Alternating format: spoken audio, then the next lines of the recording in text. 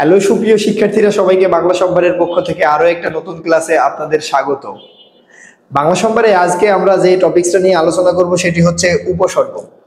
উপসর্গ বাংলা ব্যাকরণের খুবই গুরুত্বপূর্ণ একটি টপিকস। এই উপসর্গ এমন একটি টপিক যেখান থেকে নবম দশম শ্রেণী এসএসসি বোর্ড পরীক্ষা এবং এইচএসসির তে এবং বাংলাদেশের বিশ্ববিদ্যালয় বিভিন্ন চাকরি বিসিএস পরীক্ষা সহ বিভিন্ন জব পরীক্ষায় এখান থেকে বারবার প্রশ্ন আসতে দেখা যায়। আর উপসর্গ এখানে আমাদের বিভিন্ন কনফিউশনের বিষয় থাকে অর্থের দোতনার সৃষ্টির ক্ষেত্রে। তো সকল বিষয়গুলো নিয়ে আমরা আলোচনা করব। নো টেনশন, প্লিজ অ্যাটেনশন, সামনে এক্সামিনেশন নিতে হবে কি প্রিপারেশন। তো আমরা এখনই আলোচনা করব উপসর্গ সম্পর্কে।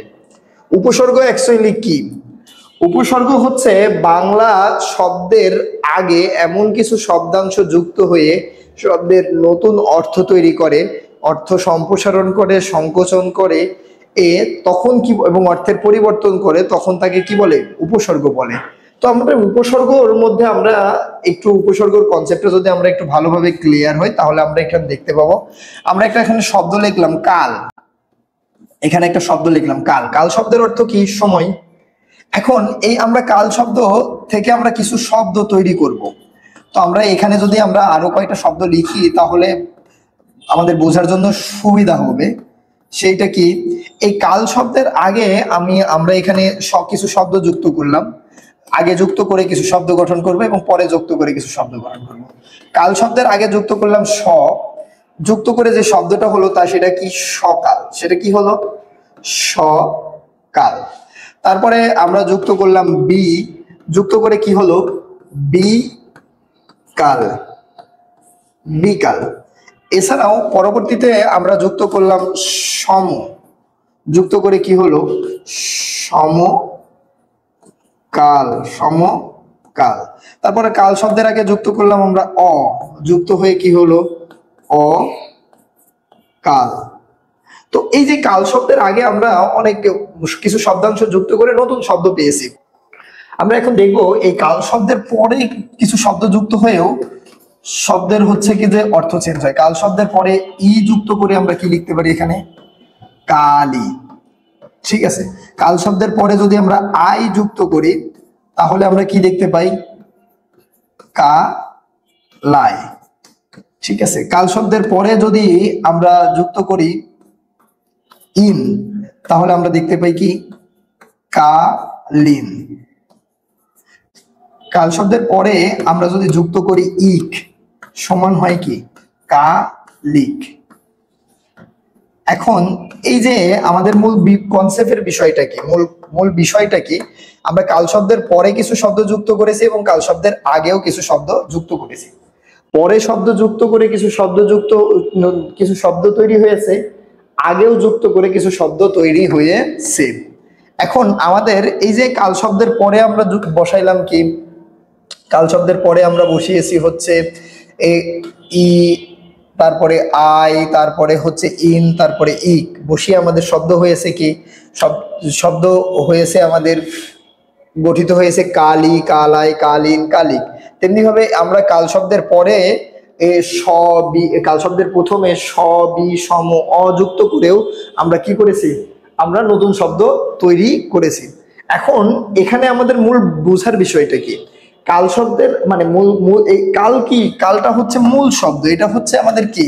এটা হচ্ছে মূল শব্দ। এটা হচ্ছে আমাদের মূল শব্দ।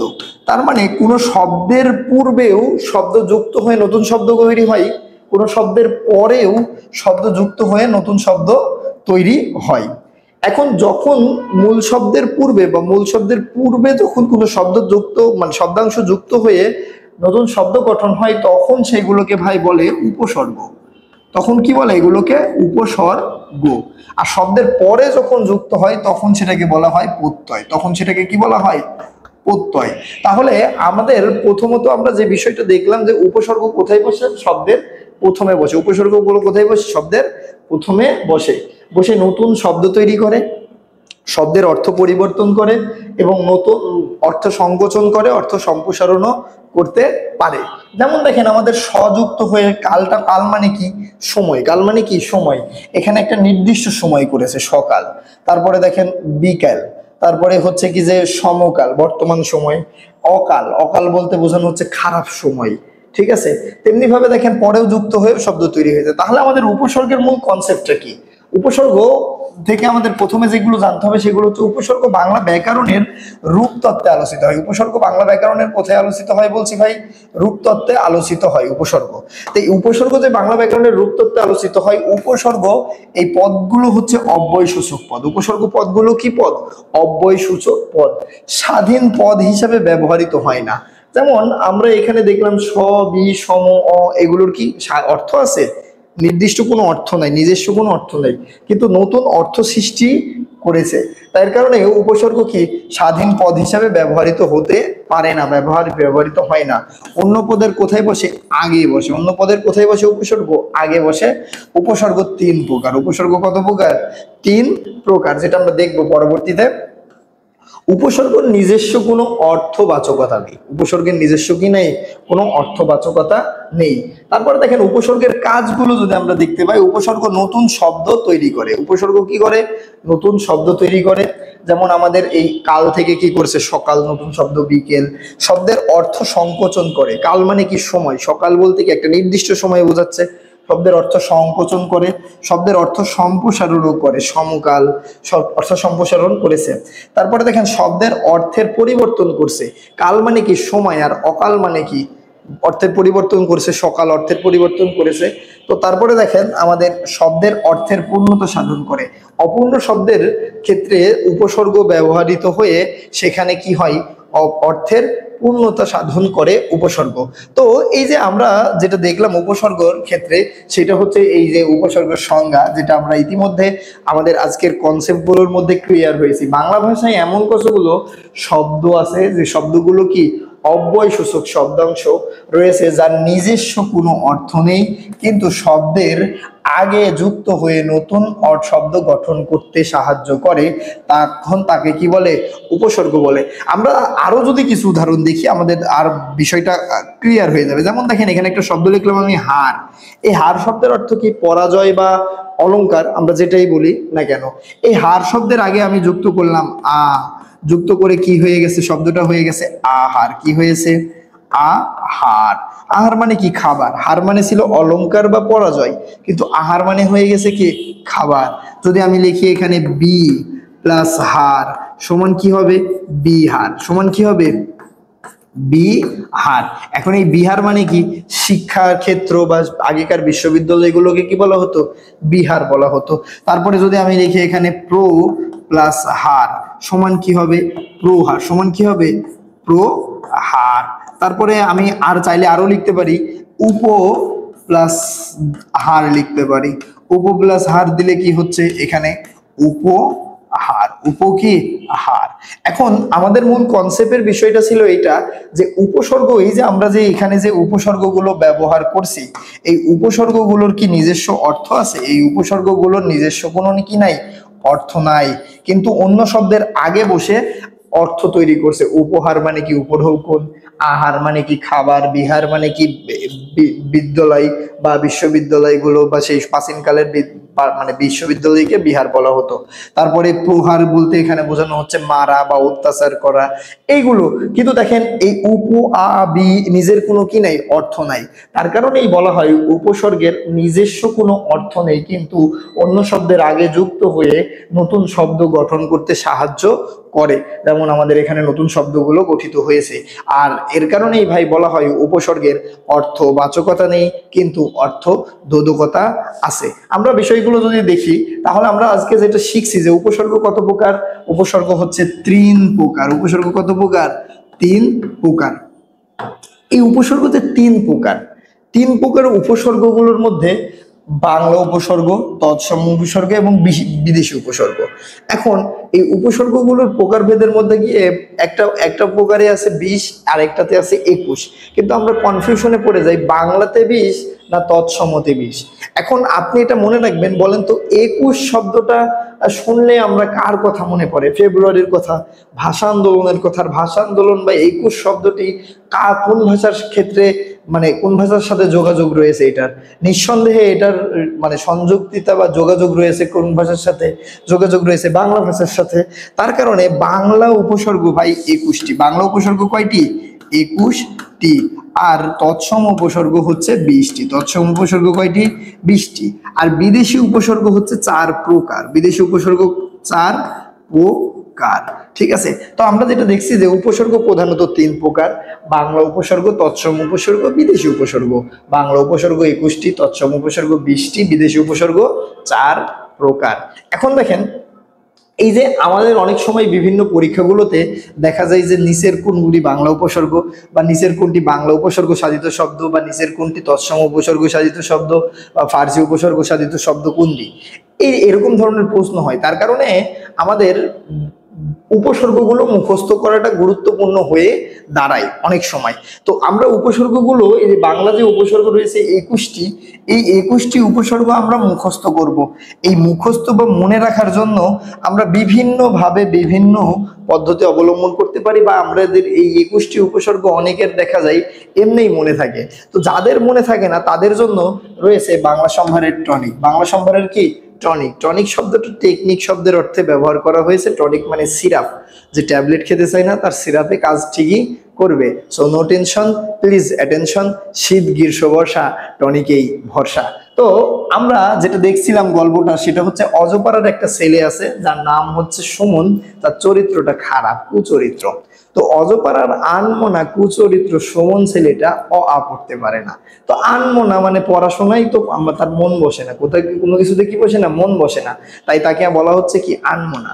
তো এই আনমনা কুচরিত্র সুমন ছেলেটি কি পারে না? অ পড়তে পারে না। কিন্তু সে অঘারামের অনাদর মেয়ে ইতির সাথে সম্পর্ক করে কদমতলায় বিয়ে করে। তো এই যে মন তো তার কাছে নাই, মন তো কার কাছে? ইতির কাছে দেওয়া।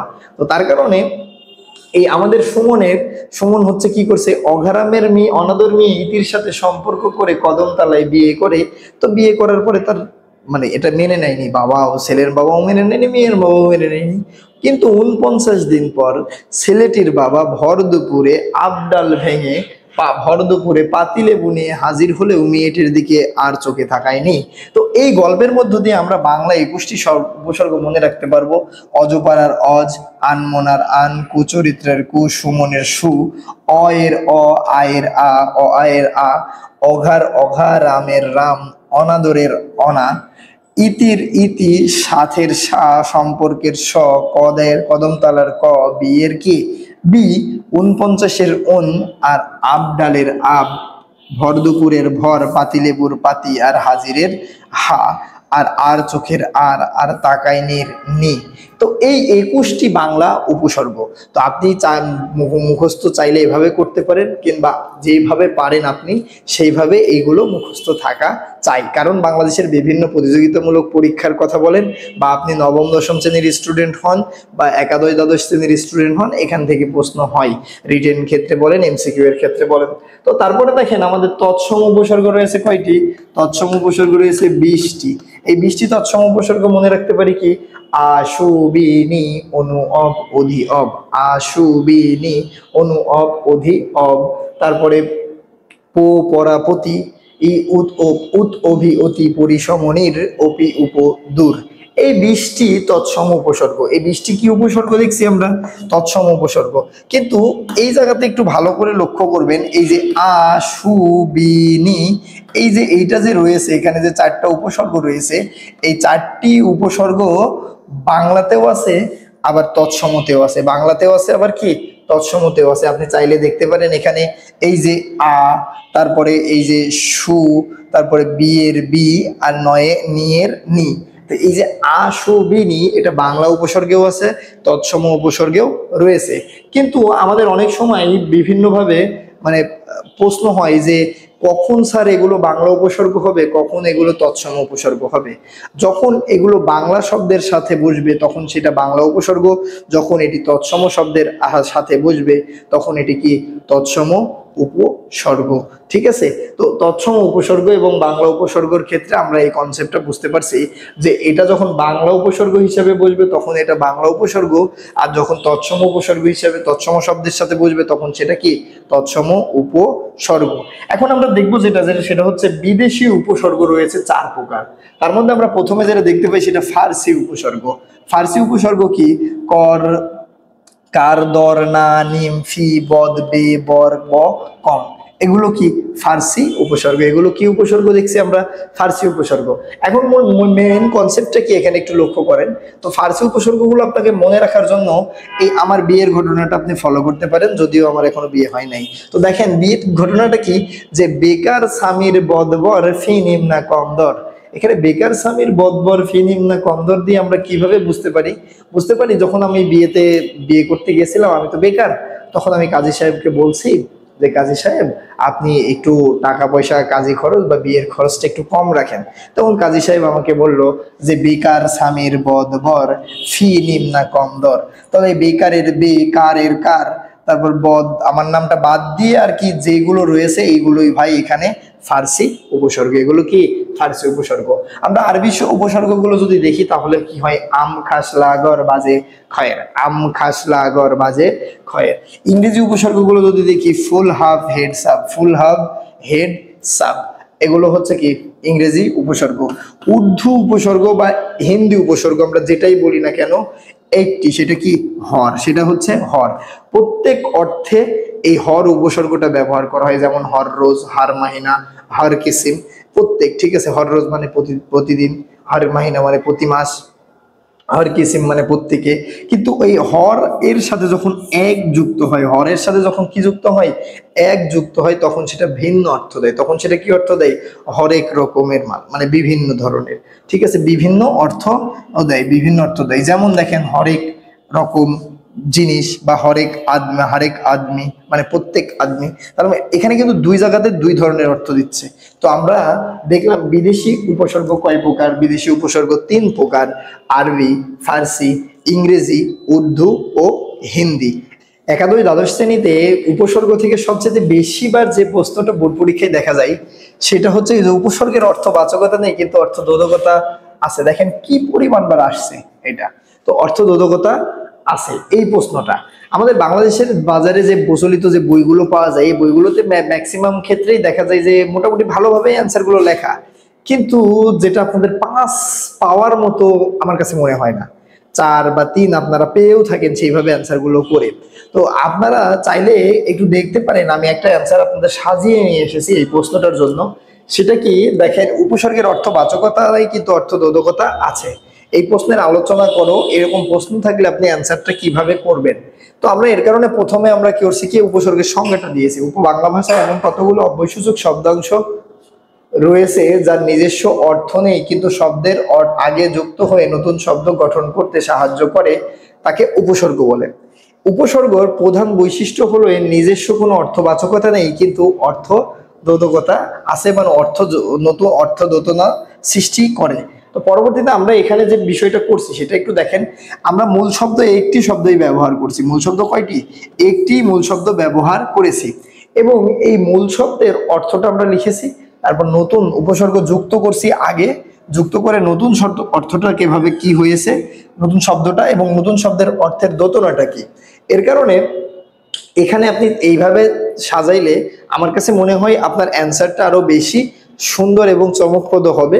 মূল শব্দ আপনারা একটাই রাখার চেষ্টা করবেন, সেখান থেকে 3টা 4টা 5টা যে যেভাবে সময় অনুযায়ী অ্যান্সার করার চেষ্টা করবেন বোর্ড পরীক্ষাগুলোতে। আর এই যে দোতনাগুলো লিখবেন অবভিয়াসলি।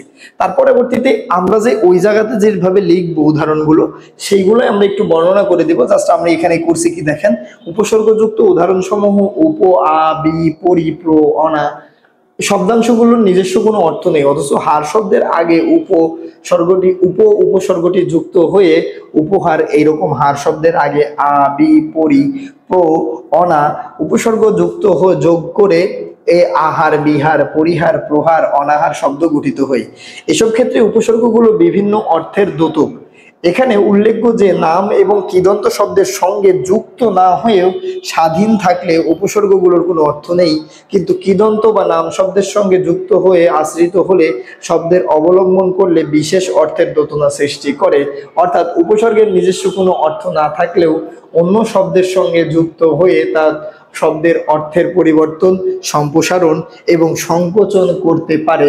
অতএব আমরা বলতে পারি উপসর্গের অর্থবাচকতা নেই, কিন্তু অর্থবোধকতা আছে। অর্থবোধকতা আছে। তো আমাদের এই যে আমরা হচ্ছে মানে আজকের ক্লাসে আমরা উপসর্গ নিয়ে বিস্তর আলোচনা করার চেষ্টা করেছি। এখান থেকে আমরা বিভিন্ন পরীক্ষায়, বাংলাদেশের প্রতিযোগিতামূলক পরীক্ষা, বিসিএস সহ চাকরির পরীক্ষা, নবম দশম শ্রেণীর বোর্ড পরীক্ষা, বিশ্ববিদ্যালয়ে ভর্তি পরীক্ষা এবং একাদশ দ্বাদশ শ্রেণীর বোর্ড পরীক্ষায় উপসর্গ থেকে কিভাবে প্রশ্ন হতে পারে, আমরা উপসর্গটা কিভাবে সহজে জানতে পারি এবং মনে রাখতে পারি, সেই বিষয়গুলো নিয়ে আলোচনা করার চেষ্টা করেছি। বাংলা সম্ভারের ক্লাসগুলো যদি আপনাদের ভালো লাগে, বাংলা সম্ভারের YouTube channel, Facebook page like follow দিয়ে আমাদের পাশে থাকবেন এবং আমাদের ক্লাসগুলো বন্ধুদের মাঝে শেয়ার করুন। ধন্যবাদ সবাইকে। আসসালামু আলাইকুম।